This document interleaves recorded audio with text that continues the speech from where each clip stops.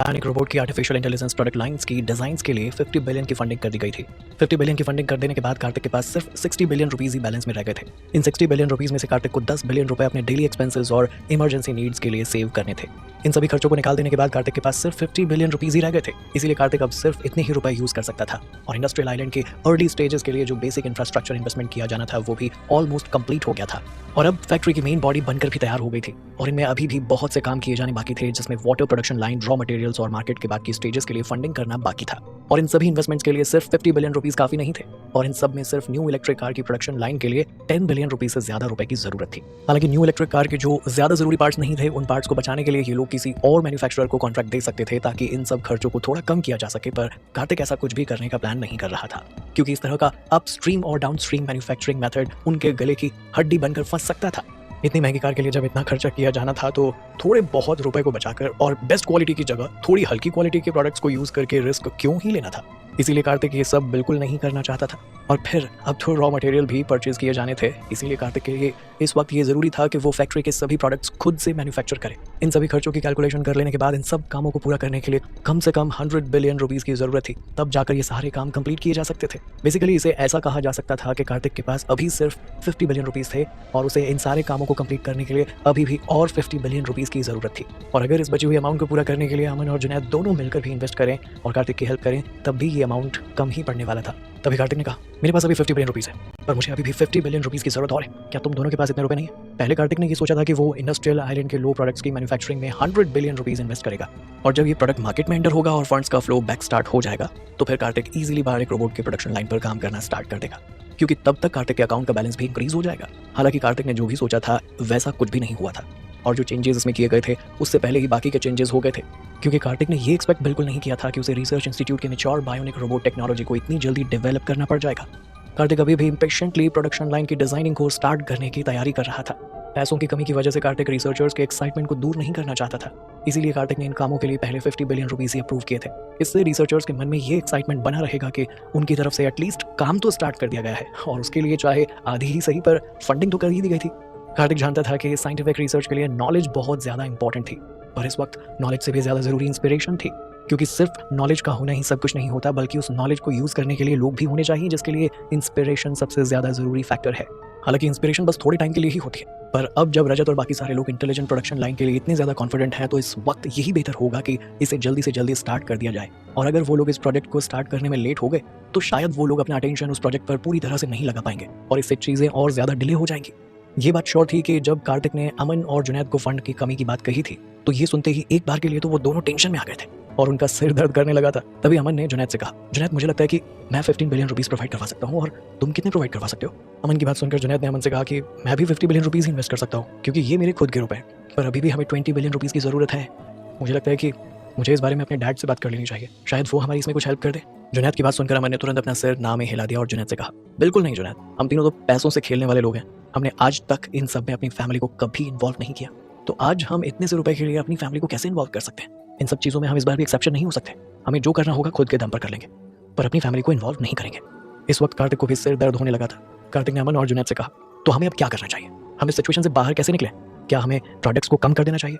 अगर हम कुछ प्रोडक्ट्स को घटा देंगे तो इससे फाइनेंशियल प्रेशर भी कम हो जाएगा। कार्तिक की बात सुनने के बाद अमन ने नाम में अपना सिर हिला दिया और उसने कार्तिक से कहा, नहीं नहीं कार्तिक, हम लोग ऐसा नहीं कर सकते क्योंकि इलेक्ट्रॉनिक इंडस्ट्री पूरी की पूरी इकोलॉजिकल है, हम इंडस्ट्री चेन की तरफ बायस नहीं हो सकते, हमें इसे पूरी तरह से ही डेवलप करना होगा। अमन की बात सुनकर जुनैद ने भी सहमत होते हुए कार्तिक से कहा, अमन ठीक कह रहा है कार्तिक, हमारे पास अब एडवांस टेक्नोलॉजी है, जितना जल्दी हम अपनी टेक्नोलॉजी को मार्केट में रिलीज करेंगे उतना जल्दी हम मार्केट टेक ओवर कर पाएंगे और अगर हमने ऐसा नहीं किया तो हमारी जगह हमारे कॉम्पिटिटर्स ले लेंगे और अगर ऐसा हुआ तो वो हमारे प्रोडक्ट्स को मार्केट से रिप्लेस कर देंगे। इसीलिए हमें कैसे भी करके अपने कॉम्पिटिटर्स को हमसे आगे नहीं निकलने देना है और ना ही हम अपने प्रोडक्ट्स को किसी और के प्रोडक्ट से रिप्लेस होने दे सकते हैं और उसके लिए हमें अपने सारे एफर्ट्स इसमें डालने होंगे। जुनैद की बात सुनकर अमन भी बहुत ज्यादा एंग्शियस हो गया। उसने जुनैद से कहा, तो हम अभी भी अपने फोन पर अपना टाइम वेस्ट क्यों कर रहे हैं? मैं अभी वहीं जाता हूँ, हम सब मिलकर ही इस बारे में बात करते हैं। तभी जुनैद ने स्माइल करते हुए अमन से कहा, हाँ तुम सही कह रहे हो अमन, क्या ये आपके लिए अभी भी कन्वीनियंट है कार्तिक? क्या हम तीनों इस बारे में अभी मिलकर बात कर सकते हैं? जुनैद की बात सुनकर कार्तिक ने उससे कहा, इसमें इनकन्वीनियंट होने वाली बात क्या है जुनैद, तुम लोग अभी आ जाओ, हम तीनों अभी मिलकर इस बारे में बात कर लेते हैं। बात पूरी हो जाने के बाद कॉल कट हो गई। थोड़ी देर के बाद कार्तिक के हिमालयन के एयरपोर्ट पर 2 प्राइवेट प्लेन आकर लैंड हो गए। अमन और जुनैद हमेशा हाइजू में नहीं रहते थे, कभी कभी वो लोग लंबे टाइम के लिए बाहर भी चले जाते थे और अभी भी वो थोड़े टाइम के लिए बाहर गए हुए थे क्योंकि उनकी फैमिलीज यहाँ नहीं रहती थी। हालांकि कार्तिक के प्रोजेक्ट के लिए अमन और जुनैद अपने सारे काम बीच में ही छोड़कर कार्तिक के पास जितना जल्दी हो सकता था उतना जल्दी उसके मैनर आ गए। प्लेन से उतरने के बाद अमन ने जब देखा कि कार्तिक उनका वेलकम करने के लिए उन्हीं की तरफ आ रहा था तो अमन ने हंसते हुए कार्तिक के पास जाकर उसे कहा, वाह कार्तिक, कितना टाइम हो गया ना हम एक दूसरे से मिले हुए, पर अब मिलने के मामले में इतने कंजूस क्यों? आपको हमारी याद नहीं आती? अमन की बात सुनने के बाद कार्तिक ने हंसते हुए अमन से कहा, क्या मैं सच में ऐसा हूँ? तभी अमन ने हंसते हुए कार्तिक से कहा, हाँ कार्तिक, आप तो आजकल रात को बहुत ज्यादा बिजी रहने लग गए, आपको थोड़ा बहुत अपनी हेल्थ का ख्याल रखना चाहिए। अमन की बात सुनने के बाद कार्तिक ने अमन से कहा, तुम्हें क्या लगता है, क्या मैं तुम्हारे जैसा हूँ? तभी अमन ने एक लंबी सांस भरते हुए कार्तिक से कहा, पहले आप मुझ जैसे नहीं थे कार्तिक, पर अब तो आप मुझसे भी बेहतर फन करने लग गए। जुनैद भी अब तक प्लेन से उतरकर कार्तिक और अमन के पास आ गया था। तभी जुनैद ने अमन से कहा, मजाक करना बंद करो अमन, ये मजाक का टाइम नहीं है। कार्तिक सच में इस टाइम पे बहुत ज्यादा बिजी थे। जुनैद की बात सुनकर कार्तिक को थोड़ा गिल्ट महसूस होने लगा क्योंकि आज कार्तिक बिल्कुल भी बिजी नहीं था और ना ही वो कोई काम कर रहा था। तभी कार्तिक ने अमन और जुनैद को ग्रीट करते हुए कहा, लेट्स गो, क्या तुम्हें सारी बातें यहीं करनी है? चलो मैंने आराम से बैठ के बातें करते हैं। कार्तिक की बात सुनने के बाद अमन ने अपने हाथों से इशारा करते हुए कार्तिक से कहा, नहीं कार्तिक, पहले हम आपके इंडस्ट्रियल आइलैंड पर चलते हैं, मैंने बाद में चलेंगे। प्लेन से आते वक्त हमने वहाँ कुछ देखा था, इंडस्ट्रियल आइलैंड पर तो बहुत सारे चेंजेस हो गए यार। अमन ने अपनी बात पूरी की ही थी तभी जुनैद ने भी कार्तिक से कहा, यस कार्तिक, अमन बिल्कुल ठीक कह रहे। थोड़े टाइम पहले तो ये आइलैंड बिल्कुल सुनसान था और वहाँ पर कोई हलचल नहीं थी। अब उसे देख के ऐसा लग रहा है जैसे वहाँ पूरा का पूरा टाउन ही बन गया। इंडस्ट्रियल आइलैंड हिम आइलैंड के जस्ट पास में ही था और जब अमन और जुनैद प्लेन से हिम आइलैंड आ रहे थे तो उन्होंने बीच में इंडस्ट्रियल आइलैंड को भी देखा था और जैसे ही उन दोनों की नजर इंडस्ट्रियल आइलैंड पर पड़ी तो अमन और जुनैद दोनों ही बहुत ज्यादा शॉक्ड हो गए थे क्योंकि थोड़े ही टाइम में पूरा का पूरा आइलैंड चेंज हो गया था और इस बारे में अमन और जुनैद दोनों को ही कोई आइडिया नहीं था। और जब कार्तिक ने देखा कि अमन और जुनैद इंडस्ट्रियल आइलैंड के बारे में जानने के लिए बहुत ज्यादा इम्पेशेंट हो रहे हैं तो कार्तिक के पास भी उनके विशेष को पूरा करने के अलावा कोई और ऑप्शन नहीं था। इसीलिए कार्तिक ने अपने हाथ से इशारा करते हुए अमन और जुनैद से कहा, तो चलो चलते हैं फिर इंडस्ट्रियल आइलैंड पर, हम वहाँ बोट लेकर चलते हैं। तभी अमन ने कार्तिक से कहा, कार्तिक तब तो हमें भी बोट लेकर आइलैंड आना होगा, ये सच में बहुत ज्यादा इनकन्वीनियंट है। अमन की बात सुनने के बाद कार्तिक ने अपनी आंखों को घुमाते हुए अमन से कहा, तुम्हें क्या लगता है अमन, मुझे वहाँ पर ऐसे जाना अच्छा लग रहा है? मेरे पास अब इतने रुपए नहीं कि मैं यहाँ से इंडस्ट्रियल आइलैंड जाने के लिए एक ब्रिज बनवा सकूं। इतना कहने के बाद अमन और कार्तिक और जुनैद तीनों बोट में बैठ गए और इंडस्ट्रियल आइलैंड के डॉक पर पहुंच गए। हालांकि इंडस्ट्रियल आइलैंड पर जो कंस्ट्रक्शन का काम चल रहा था वो ऑलमोस्ट पूरा हो चुका था पर कंस्ट्रक्शन वर्कर्स अभी भी वहां पर आ जा रहे थे। इंडस्ट्रियल आइलैंड पर इसी वक्त सभी तरह के व्हीकल्स कभी आ रहे थे तो कभी जा रहे थे और जो शिप्स गुड्स ट्रांसपोर्ट कर रही थी वो भी बस गुड्स को यहाँ पहुंचाने के काम में लगी हुई थी और ये काम बस चलता ही जा रहा था। इंडस्ट्रियल आइलैंड के इस बिजी सीन को देखकर अमन और जुनैद बहुत हैरान हो गए थे। तभी अमन ने कार्तिक से कहा, कार्तिक आप सच में बहुत ज्यादा जीनियस हैं। रिफ्लेक्टिंग मून आइलैंड के साथ इंडस्ट्रियल आइलैंड का ये प्रोजेक्ट बिल्कुल धरती और स्वर्ग जैसा लग रहा है। अमन की बात सुनने के बाद कार्तिक ने अमन से कहा, ऑफ कोर्स ये तो लगना ही था, दोनों ही बहुत बेहतरीन प्रोजेक्ट्स हैं। रिफ्लेक्टिंग मून आइलैंड एक टूरिज्म प्रोजेक्ट है तो वही इंडस्ट्रियल आइलैंड इंडस्ट्रियल प्रोजेक्ट है और यहाँ पर इससे बेहतर कंस्ट्रक्शन कैपेसिटी किसी की हो भी नहीं सकती। क्या लगता है आप कार्तिक, अमन और जुनैद तीनों मिलकर बचे हुए फंड को कैसे पूरा करेंगे? जुनैद इंडस्ट्रियल आइलैंड पर पहुंचे तो वो दोनों से देखकर हैरान रह गए क्योंकि यहाँ पर बहुत से चेंजेस हो चुके थे जिनके बारे में अमन और जुनैद दोनों को ही कोई आइडिया नहीं था। पहले की इंडस्ट्रियल आइलैंड बिल्कुल सुनसान था और यहाँ पर कोई हलचल नहीं होती थी पर अब इसे देखकर ऐसा लग रहा था जैसे यहाँ पर पूरा टाउन ही शिफ्ट हो गया हो। जैसे जैसे अमन, जुनैद और कार्तिक इंडस्ट्रियल आइलैंड में सेंटर की तरफ जा रहे थे तो वहाँ पर काम करने वाले सारे इंजीनियर्स कार्तिक को रिस्पेक्टफुली ग्रीट कर रहे थे। तभी मनीष ने कार्तिक से कहा, बॉस क्या आप यहाँ पर इंस्पेक्शन के लिए आए? मनीष की बात सुनकर कार्तिक ने हाँ में अपना सिर हिलाते हुए मनीष से कहा, यस मैं आज यहाँ इंस्पेक्शन के लिए आया हूँ। मैंने भी ये ऑब्जर्व किया कि तुम काफी अच्छे से काम कर रहे हो, इसलिए thank you and I hope कि तुम आगे भी इसी तरह अपना काम अच्छे से करोगे। अमन और जुनैद भी इस वक्त अपना सिर हाँ में हिला रहे थे और इंडस्ट्रियल आइलैंड को चारों तरफ से देख रहे थे। अमन और जुनैद तो अभी भी यहाँ का नजारा देखकर बहुत ज्यादा हैरान थे। तभी अमन ने सरप्राइज होते हुए कार्तिक से पूछा, कार्तिक मैं इस आइलैंड की फैसिलिटीज को अभी तक नहीं समझ पाया हूँ और ये जो लंबा सा टावर हमारे सामने बना हुआ है ये किसके लिए और इसका यहाँ यूज क्या है कार्तिक? अमन की बात सुनकर कार्तिक ने हंसते हुए अमन से कहा, ओ अच्छा वो टावर हमारे इस पूरे एंटायर आइलैंड का एनर्जी सेंटर है, ये एक जियोथर्मल पावर स्टेशन है। कार्तिक की बात सुनकर अमन ने हैरान होते हुए कार्तिक से कहा, क्या सच में कार्तिक इतना बड़ा टावर पूरे आइलैंड का एनर्जी सेंटर है? तभी कार्तिक ने अमन को एक्सप्लेन करते हुए कहा, यस ये यहाँ पर इसीलिए है क्योंकि यहाँ पर एक फैक्ट्री है और फैक्ट्री तो बिना पावर के नहीं चल सकती ना, बिना पावर की फैक्ट्री किसी भी काम की नहीं। हाइजू का एनर्जी ट्रांसमिशन प्रोजेक्ट बहुत बड़ा है इसीलिए इससे होने वाले लॉसेस भी बहुत ज्यादा है, इन सबसे ज्यादा लॉसेस ना हो इसीलिए हमने अपना एक पावर स्टेशन बिल्ड कर लिया है। और तभी जुनैद एक लंबी सांस लेते हुए कार्तिक से कहता है, जियोग्राफिकल एनर्जी यहाँ भी मिल सकती है, मैंने इसका यहाँ पर होना बिल्कुल एक्सपेक्ट नहीं किया था, आपका ये प्रोजेक्ट सच में बहुत अच्छा है कार्तिक। जुनैद की बात सुनकर अमन ने भी कार्तिक से कहा, दैट्स राइट कार्तिक, आपका प्रोजेक्ट सच में सुपर प्रोजेक्ट है। इंडस्ट्रियल आइलैंड इस लैंड से थोड़ी दूरी पर था, अगर कार्तिक सी के डिजर्टेड आइलैंड पर फैक्ट्री बनाता तो पावर सप्लाई की प्रॉब्लम तो कार्तिक अपने आप ही सॉल्व कर लेता। हालांकि एक नॉर्मल पावर स्टेशन के लिए जो इन्वेस्टमेंट किया जाना था वो थोड़ा कम होता है और फ्यूचर में जब पावर जनरेशन को कंटिन्यू करने के लिए कार्तिक को फ्यूल खरीदने की जरूरत पड़ती। इससे भी बड़ी प्रॉब्लम ये थी कि पावर जनरेटर से बहुत ज्यादा पॉल्यूशन होता था जिसकी वजह से यहाँ पर आने वाले टूरिस्ट के मन में रिफ्लेक्टिंग मून आइलैंड को लेकर एक अलग ही इमेज बन सकती थी। टूरिस्ट प्लेस पर हर उस छोटी चीज पर ध्यान देना होता है जिस पर टूरिस्ट का ध्यान जा सकता है या इस बात पर ध्यान देना होता है कि कौन सी चीज टूरिस्ट को उस प्लेस के लिए अट्रैक्ट कर सकती है। तभी कार्तिक ने एक लंबी सांस भरते हुए कहा, इस पावर स्टेशन का सबसे बड़ा बनना बिल्कुल भी पॉसिबल नहीं था। फॉर्चुनेटली इस आइलैंड पर जियोथर्मल एनर्जी है इसीलिए इसे पूरी तरह से यूटिलाइज किया जा सकता है। स्टार्टिंग में यहाँ पर बहुत सारे इन्वेस्टमेंट आने थे पर इसके बाद भी आगे के स्टेजेस में यहाँ पर फ्यूल कॉस्ट का खर्चा आना बाकी था। तभी अमन ने कार्तिक से कहा, इस प्रोजेक्ट को ऐसे ही पूरा नहीं किया जा सकता कार्तिक। अगर हमें ये प्रोजेक्ट पूरा करना है तो इसके लिए हमें एक्स्ट्रा ऑर्डिनरी प्रोजेक्ट्स पर भी काम करना होगा। जियो थर्मल पावर स्टेशन का काम ठीक तरह से पूरा हो गया तो हम कुछ भी कर सकते हैं, और इन दिनों जो एनर्जी सप्लाई होगी उसकी क्वांटिटी भी कम नहीं होगी, क्योंकि इन सब के लिए हमें बहुत सारी एनर्जी की जरूरत होगी। अमन की बात सुनकर कार्तिक ने अपना सिर हाँ में हिला दिया, पर कार्तिक ने अमन और जुनैद को इस बारे में नहीं बताया था कि जियो थर्मल पावर स्टेशन भी एक्चुअली में एक ट्रांजिशनल प्रोजेक्ट था। जब प्रतिका का nuclear fusion power application project establish हो जाएगा तब ये जाकर जियो थर्मल पावर स्टेशन प्रोजेक्ट एक सुपर प्रोजेक्ट बन जाएगा। हालांकि अभी इन सब के बारे में बात करना बहुत ज्यादा जल्दी था, पर जब तक कृतिका का न्यूक्लियर फ्यूजन प्रोजेक्ट पूरा नहीं हो जाता तब तक इस बारे में ज्यादा सोचने की जरूरत नहीं थी। और अगर ये टेक्नोलॉजी मैच्योर हो गई तब भी कार्तिक के पास इस वक्त इतने रुपए नहीं थे कि वो उस टेक्नोलॉजी में इन्वेस्ट कर सके, क्योंकि पहले ही कार्तिक ने रिफ्लेक्टिंग मून आइलैंड और इंडस्ट्रियल आइलैंड पर बहुत सारा इन्वेस्टमेंट कर दिया था, और इसके अलावा जियो थर्मल पावर स्टेशन और बाकी की चीजों पर भी बहुत सारा खर्च किया जा रहा था। इस वजह से कार्तिक का सारा बैंक बैलेंस इन्हीं में खर्च हो गया था, और इसीलिए कार्तिक इस वक्त बाकी किसी भी प्रोजेक्ट में इन्वेस्ट नहीं करना चाहता था। कार्तिक, अमन और जुनैद इस वक्त इंडस्ट्रियल आइलैंड के एडमिनिस्ट्रेटिव सेंटर पर आ गए थे, और यहाँ आकर ये तीनों इस पूरे आइलैंड के बारे में प्लान कर रहे थे। कार्तिक अमन और जुनैद को यहाँ के बाकी प्रोजेक्ट्स के बारे में बता रहा था। तभी अमन और जुनैद कार्तिक की बात सुनकर हैरान रह गए। जब कार्तिक ने अमन और जुनैद को इंडस्ट्रियल आइलैंड पर चलने वाले बाकी प्रोजेक्ट्स के बारे में बताया तो उन दोनों को एक बार के लिए विश्वास ही नहीं हुआ।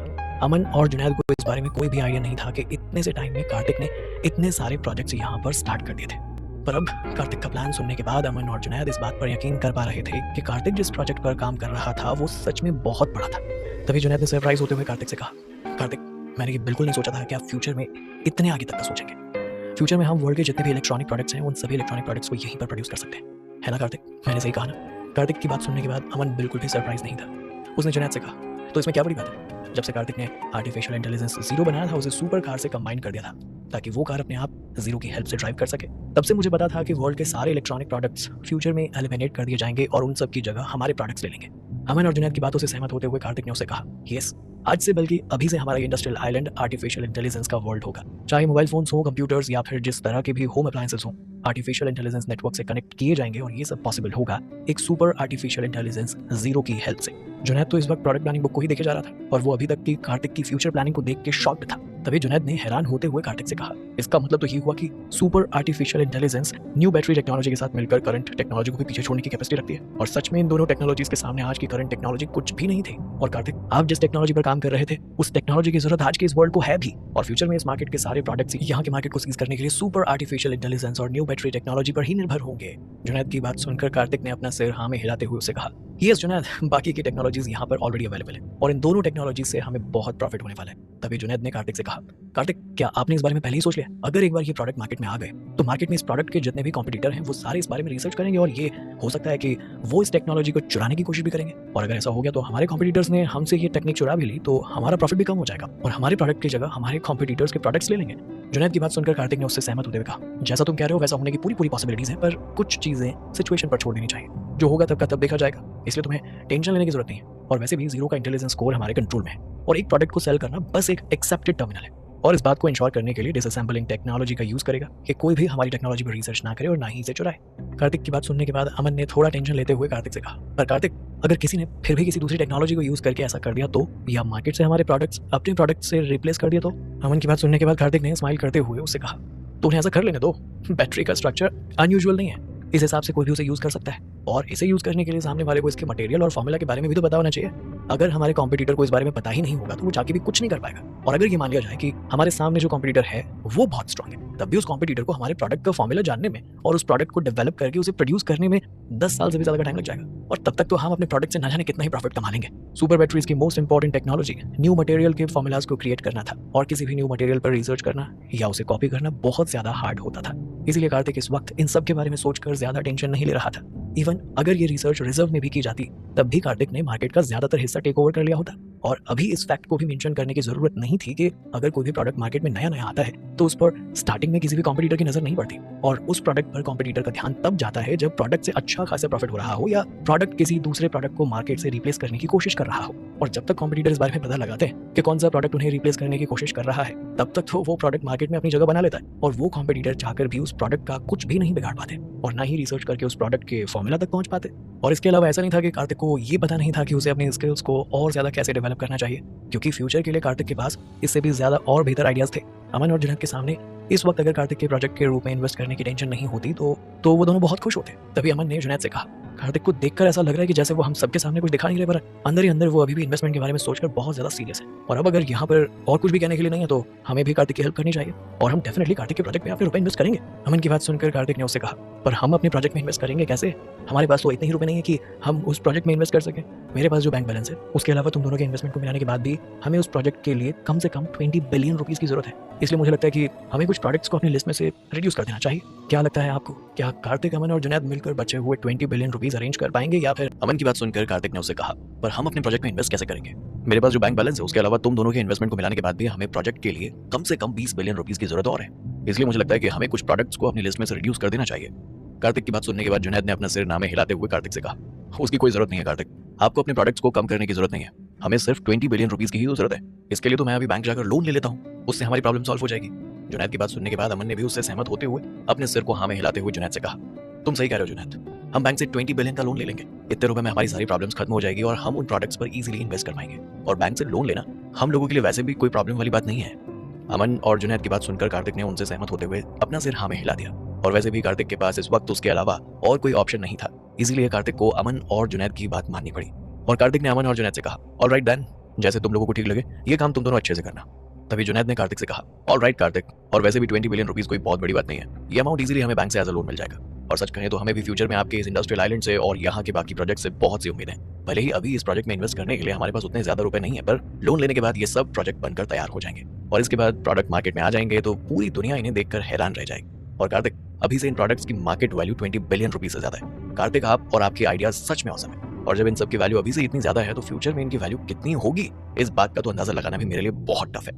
इंडस्ट्रियल आइलैंड के फ्यूचर के बारे में अगर बात की जाए तो जिन लोगों को इन प्रोडक्ट्स के बारे में अच्छी नॉलेज है वो लोग यही कहेंगे कि फ्यूचर में जब ये प्रोडक्ट्स मार्केट में सेल होने जाएंगे तो इनकी जगह पहले से जो प्रोडक्ट्स मार्केट में अवेलेबल थे उनकी सेलिंग तुरंत रुक जाएगी और कार्तिक के ये प्रोडक्ट्स पुराने प्रोडक्ट्स को रिप्लेस कर देंगे, जिससे कार्तिक के ओपोनेंट्स के प्रोडक्ट्स मार्केट में दम तोड़ देंगे और उनकी सेल्स भी खत्म हो जाएगी। क्योंकि जब तक कार्तिक के ओपोनेंट्स को कार्तिक के इन प्रोडक्ट्स के फॉर्मूला के बारे में पता नहीं होगा और ना ही उनके पास कार्तिक जैसी टेक्निकल एबिलिटीज होंगी, तब तक वो कार्तिक के प्रोडक्ट्स को कम्पीट नहीं कर पाएंगे। अब आप भी ये सोच रहे होंगे ना कि कार्तिक आखिर क्या करना चाहता है, और कार्तिक के पास तो सिर्फ मोबाइल फोन के मार्केट शेयर्स ही हैं, तो इससे कार्तिक क्या ही करेगा। इस वर्ल्ड में 1 ट्रिलियन से भी ज्यादा लोग रहते हैं, जिनमें से कुछ के पास मोबाइल फोन्स हैं, पर बाकी लोगों को लेटेस्ट टेक्निक के मोबाइल फोन्स के साथ साथ कंप्यूटर और बाकी के होम अप्लायंस की जरूरत होगी, और इन सब के लिए कार्तिक के प्रोडक्ट बेस्ट होंगे और इससे कार्तिक को अच्छा खासा प्रॉफिट होगा। और अब तो कार्तिक के पास एक बहुत बड़ी और लेटेस्ट टेक्निक वाली सुपर बैटरी इलेक्ट्रिक कार थी, जिसमें आर्टिफिशियल इंटेलिजेंस सिस्टम भी था। ये एक टेक्निकल रिफॉर्मेशन था जिसने अब तक की सारी टेक्निक्स को पीछे छोड़ दिया था। और जब पूरी दुनिया को कार्तिक की इस कार के बारे में पता चलेगा तो ना जाने पूरी दुनिया में क्या सुनामी आएगी। इस मार्केट का शेयर सिर्फ ट्रिलियंस में ही नहीं बल्कि टेंस और हंड्रेड्स ऑफ ट्रिलियन में भी हो सकता था, और शायद ये भी हो सकता था कि इस मार्केट का शेयर हम सब की इमेजिनेशन से भी ज्यादा का हो। कार्तिक जानता था कि जब वो अपनी कार और बाकी के प्रोडक्ट के बारे में सबको बताएगा तो सारे लोग काफी ज्यादा हैरान रह जाएंगे। इसीलिए कार्तिक ने अपने बायोनिक रोबोट प्रोडक्ट्स लाइन के बारे में अभी तक किसी को भी नहीं बताया था, और कार्तिक अपने आप को आगे आने वाली प्रॉब्लम्स और थ्रेट्स से अपने दम पर प्रोटेक्ट करना चाहता था। ये दुनिया अनरीजनेबल है, और जब तक किसी इंसान के पास पावर और पैसा होता है तब तक वो अपने ओपोनेंट को इजीली हरा सकता है, और अगर किसी इंसान के पास पैसा और पावर नहीं है तो वो कुछ भी नहीं कर सकता। और अगर बाहर के लोगों को कार्तिक के इन सारे प्रोडक्ट्स के बारे में पता चल गया तो वो ओपोनेंट कार्तिक से उसके प्रोडक्ट्स को चुराने की भी कोशिश जरूर करेंगे।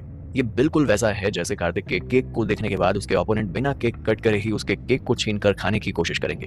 तभी कार्तिक ने अमन और जुनैद से कहा, ऑलराइट, अब जब यहाँ पर फंड्स की कोई प्रॉब्लम नहीं है तो हम शेयर के डिस्ट्रीब्यूशन की बात कर लेते हैं। अकॉर्डिंग टू द इन्वेस्टमेंट्स इसमें मेरा शेयर 60% होगा और वहीं तुम दोनों का शेयर 20% होगा। जैसे ही कार्तिक ने अपनी बात पूरी की तभी अनएक्सपेक्टेडली अमन और जुनैद ने नाम में अपना सिर हिलाते हुए कार्तिक से कहा, बिल्कुल नहीं कार्तिक। अमन और जुनैद को इस तरह असहमत होते हुए देखकर कार्तिक ने उन दोनों से कहा, अब क्या हुआ?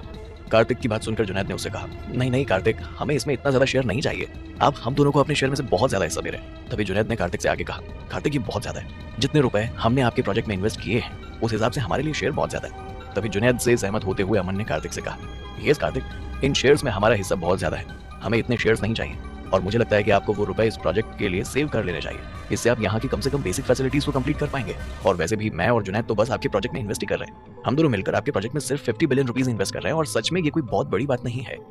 इन्वेस्ट करने के लिए टेक्नोलॉजी सबसे ज्यादा इंपॉर्टेंट चीज है, और इसमें अपने फंड्स का इन्वेस्ट करना एक्चुअली बहुत अच्छा होता है, और बिना टेक्नोलॉजी के ये कुछ भी नहीं। अपने रुपीज को किसी न किसी चीज में इन्वेस्ट करते रहना चाहिए, चाहे वो प्रॉपर्टी हो या गोल्ड या फिर टेक्नोलॉजी।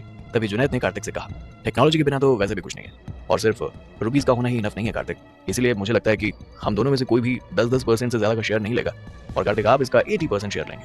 क्योंकि इसमें सारी मेहनत और प्लानिंग आपकी है। हमने तो सिर्फ इसमें थोड़े से रुपए का इन्वेस्टमेंट किया है, इसीलिए हमारे लिए 10% शेयर इनफ है। अमन और जुनैद की बात सुनने के बाद कार्तिक ने सरप्राइज होते हुए उनसे कहा, पर जुनैद और अमन, तुम दोनों के लिए ये शेयर बहुत कम है। This is really not fair for both of you. तभी अमन ने कार्तिक से कहा, नहीं कार्तिक, अब तो मुझे लग रहा है कि 10% भी बहुत ज्यादा है, और जुनैद ने 10% शेयर के लिए जो अपना अप्रूवल दिया है वो भी गलत है, और जुनैद आपका एडवांटेज ले रहा है। इनफैक्ट कार्तिक, इस वक्त आपको अपने प्रोजेक्ट में इन्वेस्ट करना बहुत जरूरी है, और इसीलिए आपने हमें अपने प्रोजेक्ट में इन्वेस्ट करने का जो चांस दिया है वही हमारे लिए किसी गोल्ड माइन में इन्वेस्ट करने जैसा है, और हमारे लिए इतना ही काफी है। हमें इससे ज्यादा कुछ नहीं चाहिए कार्तिक। अमन की बात सुनकर जुनैद ने सहमत होते हुए कहा, यस कार्तिक, ये जगह फ्यूचर में एक सुपर फैक्ट्री नहीं होगी बल्कि रुपए छापने की मशीन होगी। इन्वेस्टमेंट फंड्स के एलोकेशन को डिस्कस कर लेने के बाद अमन और जुनैद वहां से जल्दी से निकल गए थे, और 2 दिन से भी कम समय में अमन और जुनैद ने कार्तिक के प्रोजेक्ट के लिए बचे हुए 20 बिलियन रुपीस का लोन बैंक से अप्रूव करवा दिया था। और जैसे ही बैंक से लोन अप्रूव हुआ, अमन और जुनैद ने 20 बिलियन तो लोन के और बाकी के 15-15 बिलियन रुपीस अपने अकाउंट से इस तरह टोटल 50 बिलियन रुपीस कार्तिक के अकाउंट में ट्रांसफर कर दिए थे, ताकि कार्तिक अपने इंडस्ट्रियल आइलैंड के बिजनेस चेन को कॉन्टिन्यूअसली चलने दे सके। अमन और जुनैद कार्तिक को लेकर थोड़े ज्यादा ही प्रोटेक्टिव थे, क्योंकि अमन और जुनैद कार्तिक को सच में अपना दोस्त समझते थे। अमन और जुनैद को कार्तिक के डेवलपमेंट से, उसकी प्रोग्रेस से पूरी होप थी, और इसीलिए ये दोनों कार्तिक के प्रोजेक्ट में इन्वेस्ट कर रहे थे। पर ये लोग अपनी फैमिली से रुपए लेकर कार्तिक के प्रोजेक्ट में इन्वेस्ट नहीं करना चाहते थे। ये जो कुछ भी करना चाहते थे अपने दम पर करना चाहते थे। इसीलिए अमन और जुनैद ने अपनी फैमिली से हेल्प लेने की जगह बैंक से लोन ले लिया था। अमन और जुनैद अपने रास्ते खुद तय करना चाहते थे, और फ्यूचर में हो सकता है कि अमन और जुनैद खुद अपना कोई बिजनेस स्टार्ट कर ले, या फिर शायद वो बिजनेस उनकी फैमिली के करंट स्केल जितना बड़ा ना हो। कार्तिक अब अमन और जुनैद के साथ इससे ज्यादा पोलाइट बिहेव नहीं करना चाहता था, इसीलिए कार्तिक ने अमन और जुनैद के शेयर्स का कॉन्ट्रैक्ट साइन कर दिया था, जो उन्होंने अभी अभी डिस्कस किया था। इस वक्त तक सब कुछ रेडी था, और इंडस्ट्रियल आइलैंड में भी मेजर एक्सप्लोजन की कंस्ट्रक्शन स्टेज के लिए फंड मिल गया था, और अब यहाँ पर भी आगे का काम स्टार्ट किया जा सकता था। और इन सब में सबसे ज्यादा अच्छी बात तो ये थी कि यहाँ पर अमन और जुनैद के भी अच्छे खासे कनेक्शंस थे। ये लोग अब जल्दी से जितनी भी जरूरी चीजें थी, जैसे मशीनरी, इक्विपमेंट्स और रॉ मटेरियल, इन सभी का अरेंजमेंट कर सकते थे। और कार्तिक इंडस्ट्रियल आइलैंड को डेवलप करने का काम अकेले मैनेज करे, उससे लाख गुना ज्यादा अच्छा तो ये था कि कार्तिक अमन और जुनैद की इन सब में हेल्प ले ले। अब तक यहाँ पर सब कुछ अच्छा चल रहा था, चारों ओर शांति थी, तभी एक फोन कॉल ने कार्तिक के लाइफ की सारी शांति को स्पॉइल कर दिया।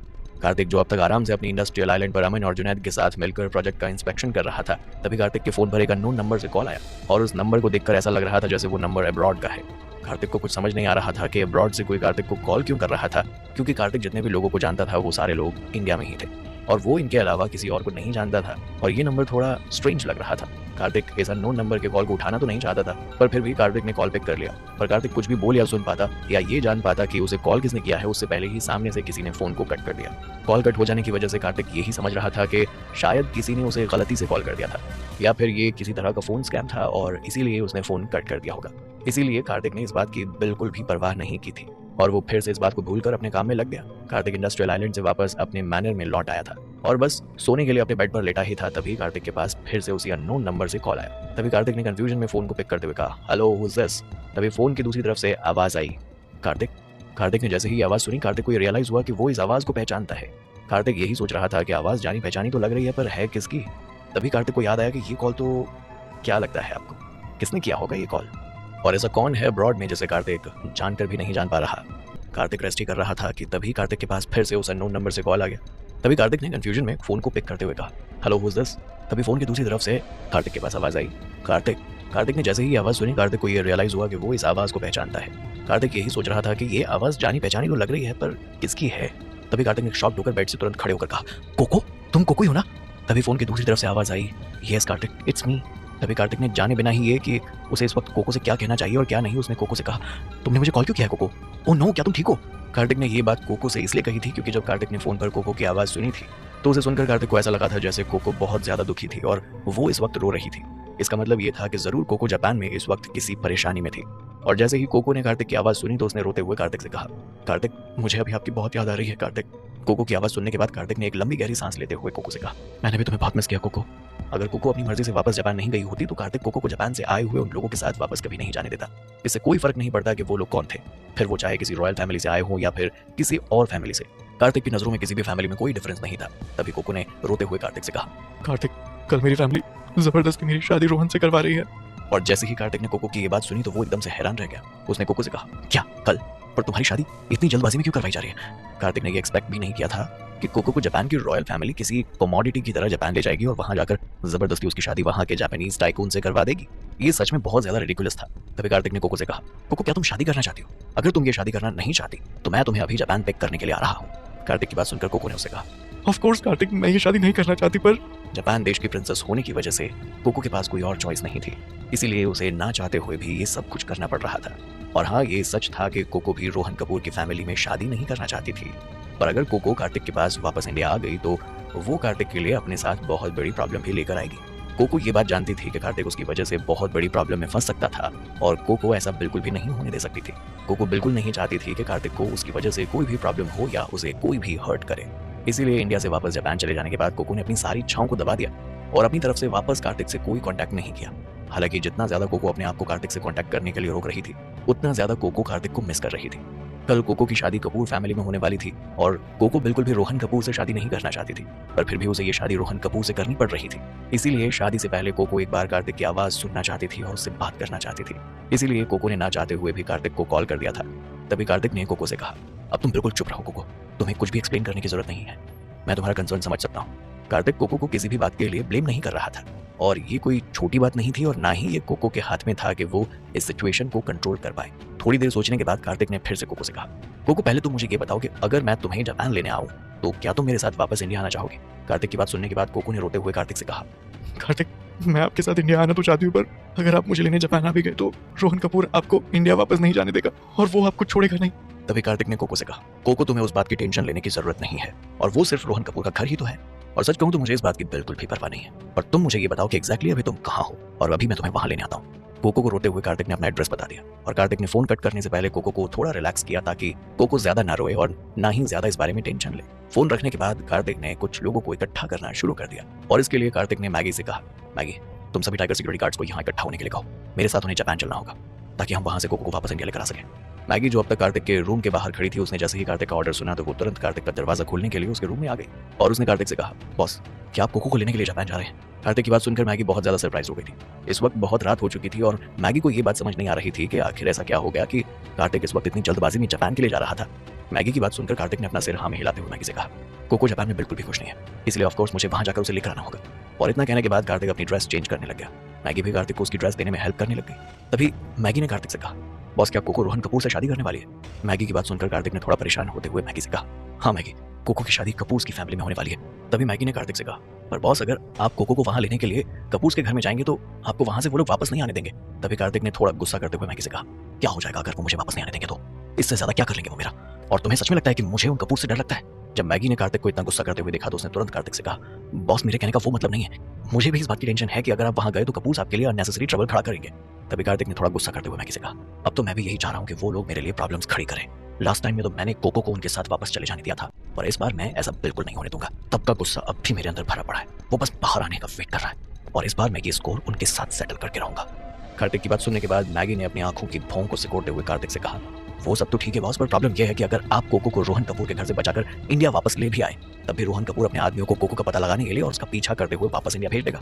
और अगर ऐसा हुआ तो फिर से यहाँ पर एक बहुत बड़ी प्रॉब्लम खड़ी हो जाएगी। और वैसे भी इंडस्ट्रियल आइलैंड पर हमें बहुत से काम करने हैं अभी, इसीलिए हमें अब और कोई परेशानी मोल नहीं लेनी चाहिए। मैगी की बात सुनकर कार्तिक कुछ सोचने लगा, क्योंकि मैगी ने अभी तक जो कुछ भी कहा था वो सब सही था और कार्तिक की करंट आइडेंटिटी के अकॉर्डिंग ये सब कुछ बिल्कुल ऑब्वियस नहीं था। कार्तिक बस एक अमीर आदमी ही था और फिर जापान कंट्री का कंट्रोलर होने की वजह से रोहन कपूर बहुत बड़ा आदमी था। रोहन कपूर कार्तिक से बिल्कुल भी नहीं डरता था। रोहन कपूर को सिर्फ कार्तिक के बारे में पता था, पर वो कार्तिक की पूरी आइडेंटिटी और सरनेम के बारे में नहीं जानता था और ना ही कार्तिक अपनी आइडेंटिटी किसी को बताना चाहता था। रोहन कपूर जितना बड़ा टाइकून जिसने पूरे जापान देश को कंट्रोल कर रखा है, उसके लिए ऑर्डिनरी लोग बिल्कुल भी मायने नहीं रखते थे। और अगर फिर भी कार्तिक कोको को रोहन कपूर के घर से और जापान कंट्री से वापस इंडिया ले आता है, तब भी कार्तिक के लिए इन सब की वजह से फ्यूचर में बहुत सी प्रॉब्लम खड़ी होने वाली थी। इन सब के लिए सबसे अच्छा तरीका यही था कि कार्तिक उनके अगेंस्ट जाकर अपनी आइडेंटिटी के बारे में उन्हें बता दे और ये बता दे कि वो मित्तल फैमिली का वारिस है। ये जानकर कपूर उनके सामने झुक जाएंगे और यहाँ तक कि जापान की रॉयल फैमिली कार्तिक की फैमिली के सामने एक सिंगल वर्ड भी नहीं कह पाएगी। पर प्रॉब्लम ये थी कि कार्तिक इन सब में अपनी फैमिली का नाम नहीं लेना चाहता था और ना ही वो अपनी फैमिली की पावर किसी के सामने दिखाना चाहता था। कार्तिक बहुत पहले ही अपनी फैमिली के कंट्रोल से बाहर आ जाना चाहता था और अब जितना ज्यादा कार्तिक अपनी फैमिली को इन सब में इन्वॉल्व करेगा, उसके नाम का यूज करेगा, वो उतना ही ज्यादा अपनी फैमिली में इन्वॉल्व होता जाएगा। कार्तिक के मन में इस वक्त यही सब बातें चल रही थीं और उसकी भौहें सिकुड़ गई थी। कार्तिक इन्हीं सब बातों के बारे में सोचकर परेशान हो रहा था। कार्तिक इस वक्त यही सोच रहा था कि उसके लिए यही बेहतर है कि वो जितना जल्दी हो सके अपने इंडस्ट्रियल आइलैंड का काम पूरा कर ले। जितनी जल्दी बायोनिक रोबोट्स का काम पूरा होगा, उतनी जल्दी कार्तिक इस पूरी दुनिया पर आपका सिक्का जमा पाएगा और इस पूरी दुनिया को अपने कंट्रोल में ले पाएगा। पर इन सब के बारे में इस वक्त बात करने में बहुत देर हो चुकी थी और इस वक्त कार्तिक बस समय के साथ आगे बढ़ सकता था। कार्तिक इस वक्त बस कोको को किसी भी हाल में जापान से वापस इंडिया लाना चाहता था। ड्रेस पहन लेने के बाद कार्तिक ने मैनर से बाहर जाकर मैगी को इंस्ट्रक्शन देते हुए कहा, बाय द वे मैगी, तुम यहाँ पर मोना को भी बुला लो। कार्तिक का इंस्ट्रक्शन सुनकर मैगी ने उससे कहा, ओके बॉस, मैं अभी मोना को इन्फॉर्म कर देती हूँ। पर जापान ट्रिप के दौरान वहां पर बहुत से कॉन्फ्लिक्ट हो सकते थे। हालांकि कार्तिक के साथ इस वक्त एक से बढ़कर एक टाइगर सिक्योरिटी गार्ड्स थे, पर फिर भी वहां कब क्या हो जाए कार्तिक नहीं जानता था। हालांकि कार्तिक ने कपूर की फैमिली को अंडर एस्टिमेट करने की गलती बिल्कुल नहीं की थी।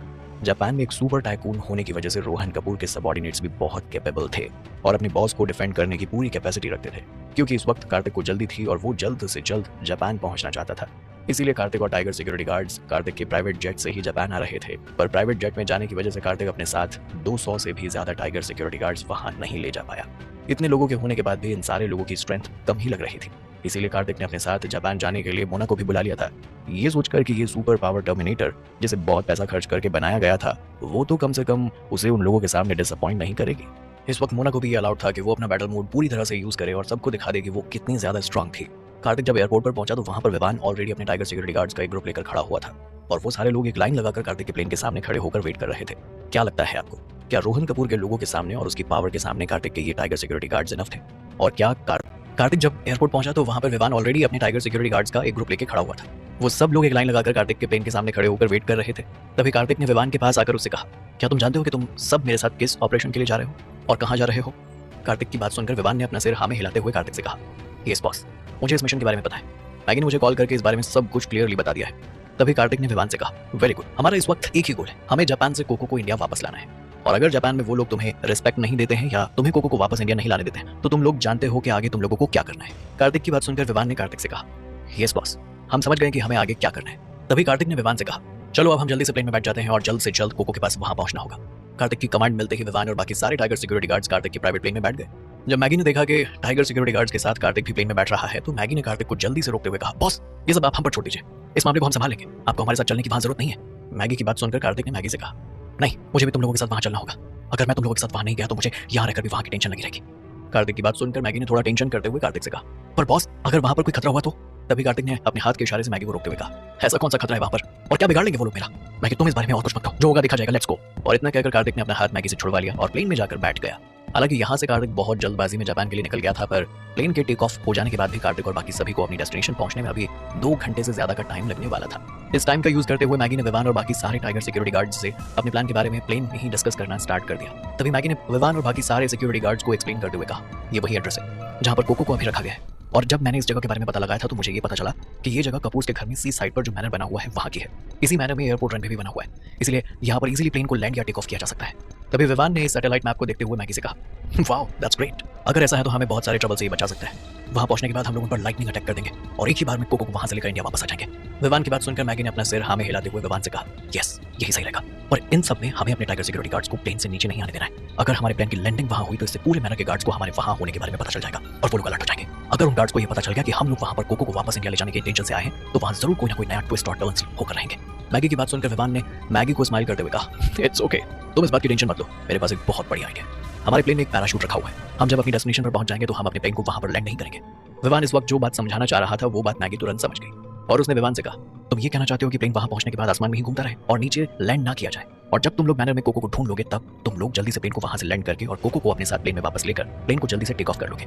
इससे वहां के लोगों को हमारे वहां पहुंचने के बारे में पता भी नहीं चलेगा और जब तक वो लोग इस बात को जान पाएंगे कि हमने कोको को वहां से साथ ले लिया है तब तक हम इंडिया वापस आ जाएंगे। तभी विवान ने मैगी से कहा, हाँ, ये उन सब लोगों के लिए भी अनएक्सपेक्टेड होगा और कपूर मैनर के गार्ड्स को इस बारे में रिएक्ट करने का मौका भी नहीं मिलेगा।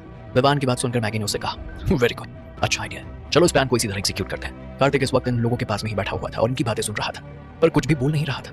पर तभी कार्तिक ने अचानक से कहा, इससे कोई फर्क नहीं पड़ता कि ये सब कितना अनएक्सपेक्टेड है, क्योंकि जैसे ही हम लोग अपना प्लेन लैंड करेंगे हमें कपूर के गार्ड्स का सामना तो करना ही पड़ेगा और वो मोमेंट हम सब के लिए डेंजरस होने वाला है। कोको को कपूर के वहां से वापस लाना कार्तिक के लिए बहुत जरूरी था, पर इसके साथ ही कार्तिक के लिए टाइगर सिक्योरिटी गार्ड्स की सेफ्टी भी बहुत जरूरी थी और कार्तिक अपने टाइगर सिक्योरिटी गार्ड्स को किसी प्रॉब्लम में नहीं डाल सकता था। कार्तिक ऐसा इंसान नहीं था जो अपने काम को निकालने के लिए अपने सबऑर्डिनेट्स को किसी भी परेशानी में डाल दे या अपने सबऑर्डिनेट की लाइफ की परवाह ना करे। इसीलिए कार्तिक फुल प्रूफ अरेंजमेंट्स करना चाहता था ताकि उसका काम भी बन जाए और उसके लोगों को कोई प्रॉब्लम भी ना हो। हालांकि तभी विवान ने कहा, बॉस, आप हम लोगों की इतनी टेंशन मत लीजिए और ये फिर हमारी ड्यूटी है कि हम अपने बॉस के सारे ऑर्डर्स को फॉलो करें और अगर वहां पर कोई डेंजर हुआ तब भी हम अपना पूरा ध्यान रख लेंगे। और बॉस वैसे भी अगर हम इतने से डेंजर का सामना नहीं कर सकते तो हमारे टाइगर सिक्योरिटी गार्ड होने का कोई फायदा नहीं। विवान की बात सुनकर कार्तिक ने विवान से कहा, तुम बिल्कुल सही कह रहे हो विवान, पर फिर भी हमें अपनी तरफ से पूरी सेफ्टी रखनी चाहिए। और जब उन लोगों का पहला बैच अंदर जाएगा तब हमें उस वक्त बहुत ज्यादा ध्यान देने की जरूरत है। इस वक्त मैगी बहुत ज्यादा टेंशन में थी और वो कार्तिक की तरफ ही देख रही थी। तभी थोड़ी देर कुछ सोचने के बाद मैगी ने कार्तिक से कहा, बॉस क्या हम अभी कोको से बात कर सकते हैं? अगर हम कोको को कोऑपरेट करने के लिए कहें और हम उसका एयरपोर्ट पर ही वेट करें तो ये हमारे लिए बेस्ट रहेगा। मैगी की बात सुनकर उससे सहमत होकर कार्तिक ने मैगी से कहा, हाँ ये आइडिया बेस्ट है, मैं अभी कोको से बात करता हूँ। इतना कहकर कार्तिक ने अपनी पॉकेट से फोन निकाल लिया और कोको को कॉल कर दिया। कोको कार्तिक के कांटेक्ट में थी। हालांकि कार्तिक कोको से ज्यादा कांटेक्ट नहीं कर सकता था और वहां जाने के बाद तो कोको भी कार्तिक को ज्यादा कांटेक्ट नहीं कर पाई थी।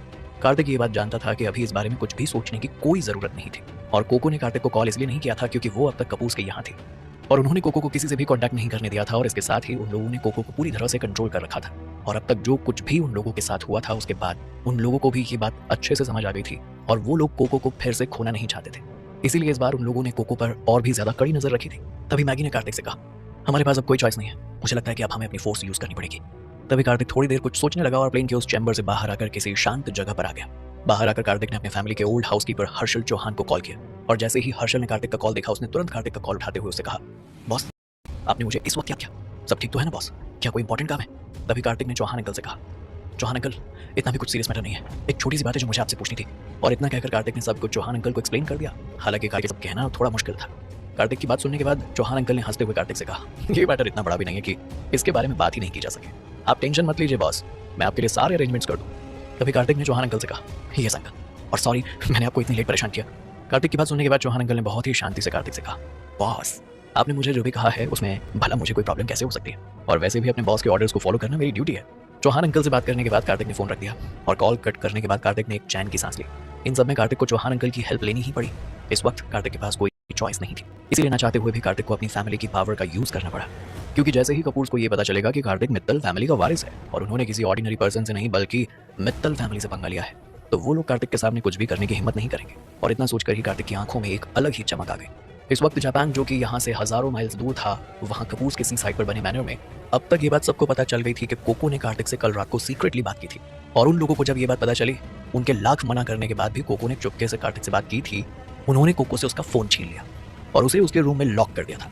कपूर हाउस और इंपीरियर फैमिली के बीच में मैरिज एग्रीमेंट के अकॉर्डिंग कोको को इस वक्त इंपीरियर फैमिली के प्लेस में ही रहना था और यहीं रहकर अगले दिन होने वाली मैरिज सेरेमनी का वेट करना था। हालांकि रॉयल फैमिली कपूर फैमिली से वीक थी और उन्हें ज्यादा कुछ बोलने का या अपनी बात कहने का ज्यादा राइट नहीं था। रोहन कपूर एक बहुत ही पावरफुल आदमी था और जापान में एक बहुत बड़ा और जाना पहचाना नाम था। कपूर को सोसाइटी में अपनी इज्जत बहुत प्यारी थी, इसीलिए कपूर किसी भी हाल में कोको को वापस जाने नहीं दे सकते थे। और अगर फिर भी कोको कपूर के यहाँ से जाने में सक्सेसफुल हो जाती है, कपूर के इतने बड़े बड़े लोगों में और यहाँ की सोसाइटी में बहुत ज्यादा इंसल्ट हो जाएगी। और इसीलिए कपूर किसी भी हाल में सोसाइटी में अपने फेस को और अपने नाम को नहीं खो सकते थे। और इसीलिए कपूर फैमिली ने कोको को सी साइड के मैनर में रख रखा था, जो कि शहर से बहुत दूर था और यहाँ पर ट्रैवल करना भी इनकन्वीनियंट था। कोई भी ऑर्डिनरी पर्सन तो यहाँ तक आने के बारे में सोच भी नहीं सकता था। इसीलिए अगर कोको सी साइड में बने इस मैनर से भागने की कोशिश करती भी है, वो यहाँ से ज्यादा दूर तक नहीं जा पाएगी, क्योंकि उसे यहाँ से बाहर निकलने के लिए ट्रांसपोर्टेशन की जरूरत पड़ेगी। और उतना ही नहीं, कोको को जिस जगह पर रखा गया था उस जगह पर बहुत टाइट सिक्योरिटी थी, यहाँ से बाहर निकलना बिल्कुल नामुमकिन था। कोको के रूम को गार्ड्स ने चारों तरफ से घेर रखा था और इस वक्त यहाँ पर एक परिंदा भी पर नहीं मार सकता था। क्या लगता है आपको, क्या कार्तिक कोको को कपूर के यहाँ से बचाकर वापस इंडिया ले जा पाएगा? जानने की